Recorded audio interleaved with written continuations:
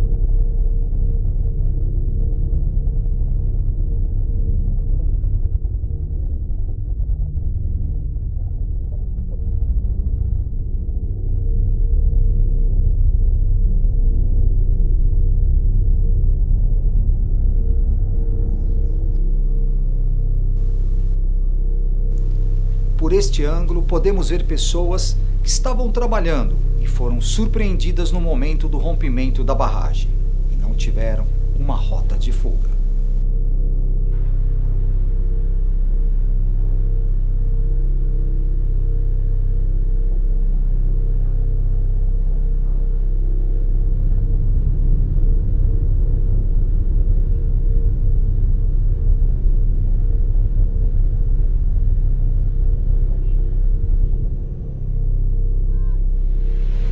Que pariu!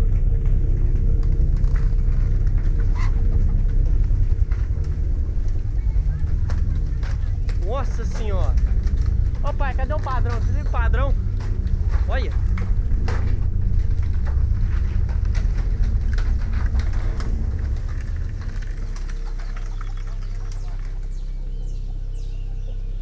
Para atender essa ocorrência, foi acionada a equipe da Força Tarefa do Corpo de Bombeiros, que reuniu bombeiros com várias especializações, como salvamento em altura, salvamento aquático e salvamento terrestre. A equipe do Canil aqui do Ipiranga, que foi atuar na primeira semana, foi o Cabo Gerson com a cadela Sara, o soldado Selma com a cadela Cleo e o soldado Mazeiro, que é do Canil, porém ele foi sem o cão, só de auxiliar.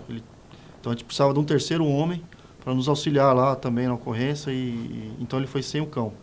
Eles trabalharam por uma semana, pegaram a pior fase, porque foi bem a fase inicial, onde estava tudo muito recente, né? E a lama também estava muito líquida ainda, muito fluidificado o local. Então foi muito difícil para eles se locomoverem, né? Tanto que para você andar uns 50 metros mais ou menos, você era mais de 40 minutos, quase uma hora para você percorrer esses 50 metros.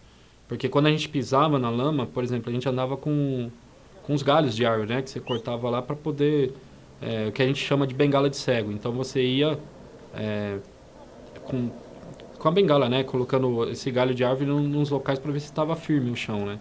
E aí a gente pisava com uma perna num lugar que estava firme e quando você ia dar outro passo você acabava afundando. E quando você afundava até a linha da cintura. E quanto mais você se mexia na lama, mais você afundava. Então era como se fosse uma areia movediça. Então aí a gente foi assim aprendendo técnicas, né? A gente achava que sabia lidar com esse tipo de terreno aqui em São Paulo. Só que na verdade a gente fez um curso meio que obrigatório lá. Porque na hora que você afundava, não tinha como assim você puxar uma perna, puxar outra e sair. Então o que a gente fazia? A gente jogava o corpo para trás, né, ou para frente, né? Então você debruçava na lama mesmo e aí você ia rastejando para poder sair. Então, nesse de você rastejar, você acabava se esgotando fisicamente, né? Porque era muito cansativo. É você fazendo força o tempo todo. Porque cada vez que você enfiava uma perna no barro, por exemplo, quando você puxava, sua perna parecia que estava pesando uns 200 quilos. Então, aí você tinha que jogar seu corpo e literalmente rastejar na lama. Não tinha como se locomover de outra maneira. E todo deslocamento só foi possível através de aeronaves.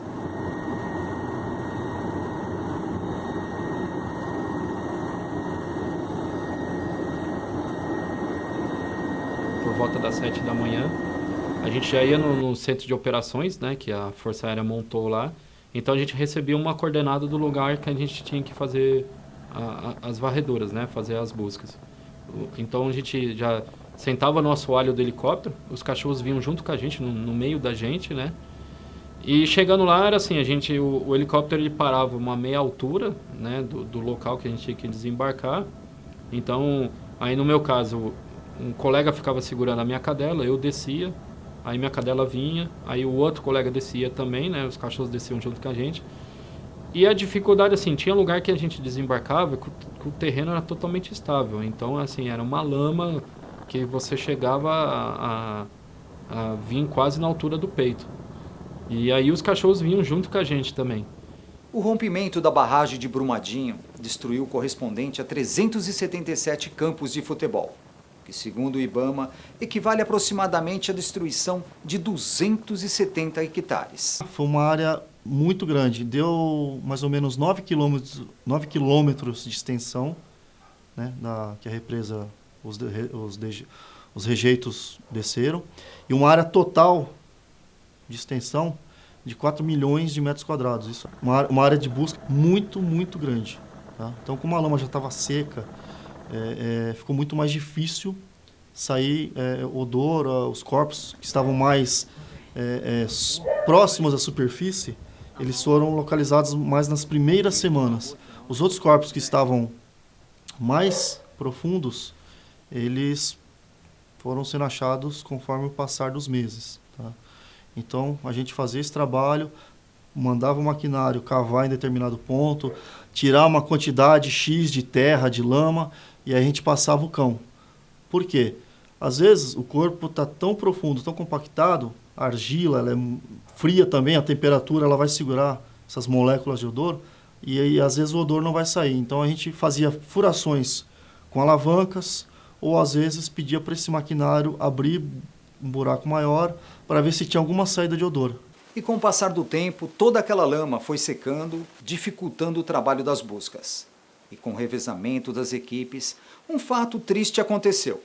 2 heróis que atuaram em Brumadinho, no cumprimento da sua missão, sofreram um grave acidente em Araçatuba, sendo um deles o Sargento Delfino, que infelizmente, ao tentar combater o incêndio, foi soterrado e veio a óbito. O outro foi o Tenente Alex, que teve queimaduras em quase 30% do seu corpo. E ambos foram homenageados pelas equipes de salvamento em Brumadinho. Né, do que está acontecendo fora de Brumadinho. Mas nós tivemos, nessa semana, o falecimento do Sargento Delfino e o Tenente Alex está em estado grave no hospital em um incêndio em São Paulo. Tá? Quando morre um bombeiro, seja em Minas, seja em São Paulo, no Pará, no Rio Grande do Sul, a gente perde um irmão. A gente perde um irmão de farda.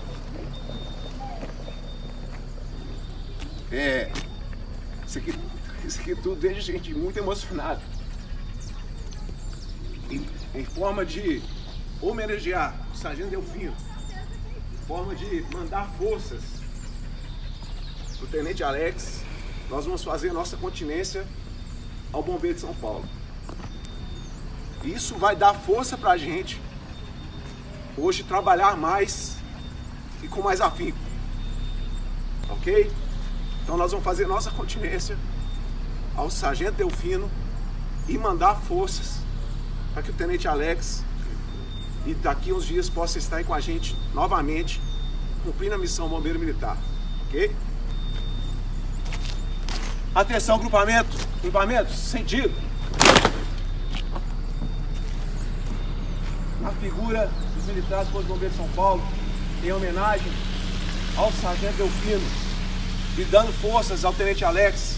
Grupamento, apresentar.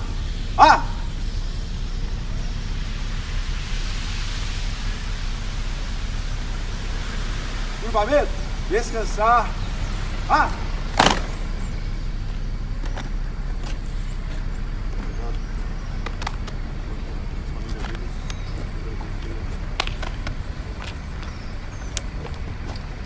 Grupamento, descansar.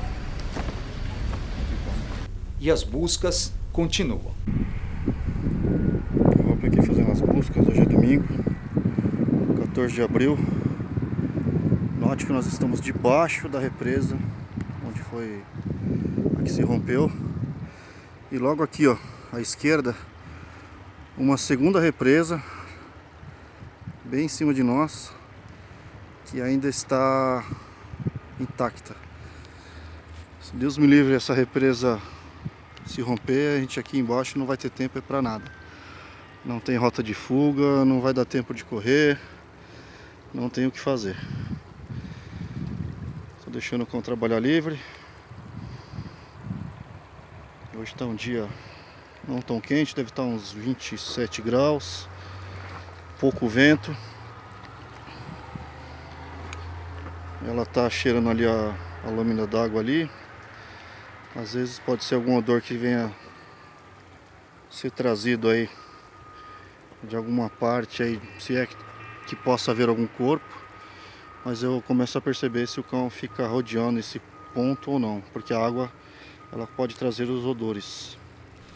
A importância do trabalho no Canil no Corpo de Bombeiros, ela se dá pelos seguintes motivos. Nós somos a única unidade em todo o estado de São Paulo onde utilizamos cães de busca e salvamento para localizar vítimas soterradas, sob escombros ou pessoas perdidas em mata. Então é um trabalho muito complexo, muito difícil, muito técnico, e estudos indicam que um cão faz aproximadamente o trabalho de 20 homens. E sem contar o poder olfativo que esses animais têm, né, que é a ferramenta principal do cão, é o seu olfato. Ele pode detectar o odor dessas pessoas sobre os escombros, sobre a lama, com muita agilidade, muita rapidez.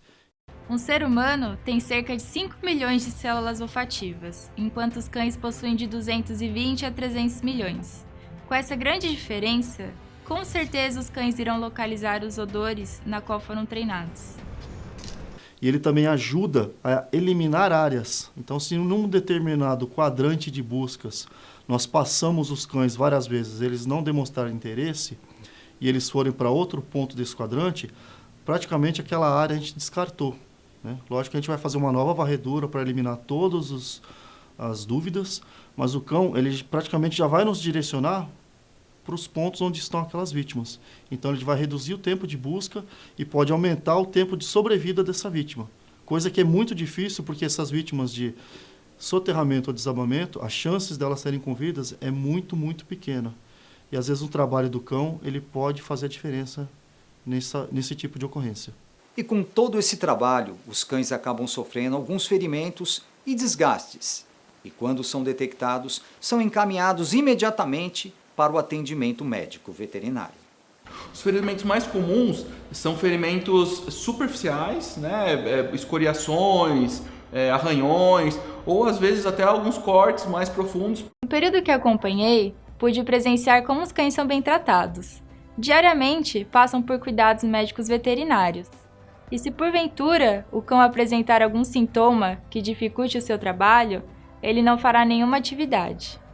É importante ressaltar que a última palavra em relação à atividade do cão é do médico veterinário. O nosso centro veterinário é composto pelo ambulatório, né, onde nós realizamos normalmente o atendimento de rotina. Nós temos um centro cirúrgico muito bem equipado, que é composto por bisturi elétrico, é composto por aparelho de anestesia inalatória, nós temos um monitor cardíaco também. Então, praticamente todo o procedimento cirúrgico pode ser realizado aqui mesmo. Nós temos também uma sala de diagnóstico por imagem, na qual nós temos um raio-x adequado para o tamanho dos nossos cães. No centro cirúrgico também, quando necessário, nós utilizamos um ultrassom dentário, que é utilizado para a limpeza de tártaro dos nossos cães. E toda essa estrutura proporciona a esses profissionais detectar a displasia coxo-femoral, que impede o cão de exercer atividade policial. O diagnóstico desse problema sempre é realizado via radiografia, né? Então é um diagnóstico radiológico que vai avaliar diversas alterações que essa articulação pode ter, como alguns ângulos que essa articulação pode apresentar, ou então alguns aspectos já relacionados ao desgaste da articulação, como por exemplo, em casos mais graves, evidências de artrose. Aqui nessa área onde nós estamos agora, aqui algumas casas da própria